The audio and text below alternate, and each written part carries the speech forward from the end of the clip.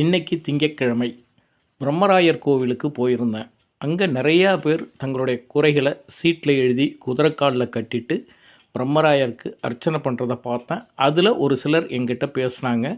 அதில் ஒரு சிலர் என்ன சொன்னாங்கன்னா, நான் இந்த கோரிக்கையை இங்கே வச்சேன், எனக்கு நிவர்த்தி பண்ணி கொடுத்துட்டார் பிரம்மராயர்னு சொல்லி ரொம்பவே சொன்னாங்க. நெகிழ்ச்சியாகவும் இருந்தது, கேட்குறதுக்கு சந்தோஷமாகவும் இருந்தது.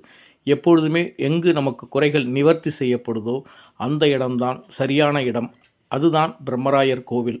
நம்பிக்கையோடு சீட்டு எழுதி கட்டணும். ஆனால் சீட்டு எழுதி கட்டும்போது ஒரு விஷயத்தை மட்டும் நம்ம மனசில் வச்சுக்கணும். என்னன்னு கேட்டிங்கன்னா, நம்மளுடைய கோரிக்கைகளை தான் அங்கே சீட்டாக எழுதி கட்டணுமே தவிர, மற்றபடி யாரையும் கெடுக்கணுங்கிற எண்ணமோ இல்லை யாரும் வீணாக போகணும் அப்படிங்கிற எண்ணத்துலையோ தயவு செஞ்சு யாரும் சீட்டு கட்டாதீங்க. அது நிச்சயமாக பலிக்காது.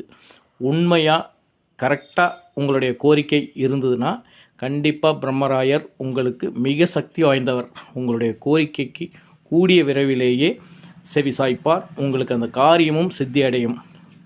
நீங்கள் ஒரு காரியத்தை எண்ணி ஒரு சீட்டு கட்டுவீங்க. ஆனால் அந்த காரியம் நடக்கலைனாலும் வேறொரு மூலியமாக அந்த காரியத்துக்கான நிவர்த்தியை அவர் கொடுக்கக்கூடிய வல்லவர்.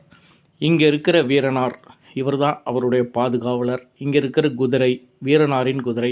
இந்த குதிரையில் தான் நீங்கள் உங்களோட மனக்குறைகளை சீட்டு எழுதி கட்டணும். சீட்டு எழுதி கட்டினா மட்டும் போதாது, ஒரு 11 வாரம் உங்களால் முடிஞ்ச நாட்களில் ஒரு 11 வாரம் இந்த கோவிலுக்கு வந்து ஒரு அர்ச்சனை மட்டும் பண்ணிட்டு போங்க.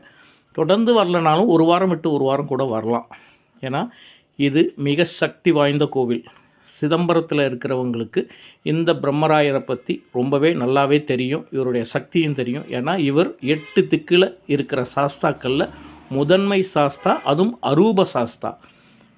உருவம் கிடையாது அப்படிங்கிறது தான் இந்த கோவிலோட வரலாறு. இங்கே மாணிக்க வாசகர் இந்த கோவிலுக்கு வந்திருக்கிறாருங்கிறது ஒரு சிறப்பம்சம். அது மட்டும் இல்லை, அபயானந்த சுவாமிகள் அப்படின்னு சொல்லிட்டு இங்கே அவர் ஜீவசமாதியும் ஆயிருக்காரு. அதற்கான இடமும் இந்த இடம் ரொம்ப வைப்ரேஷனான இடம். நீங்கள் பார்த்தீங்கன்னாலே ஆச்சரியப்பட்டு போவீங்க. இந்த கோவிலுக்கு வந்துட்டு போனீங்கனாலே ஒரு மன திருப்தி கிடைக்கும். உங்களுடைய குறைகளை எதுவாக இருந்தாலும் பரவாயில்லை, ஒரு சீட்டாக மட்டும் எழுதி இந்த கோவிலில் கட்டிடுங்க. இந்த குதிரைக்காலில் கட்டிட்டு ஒரு அர்ச்சனையை பண்ணிவிட்டு மனசு நிம்மதியோடு போங்க. நிச்சயமாக பலிக்கும். நம்பிக்கை தான் ஆன்மீகம், நம்பிக்கை தான் வாழ்க்கை.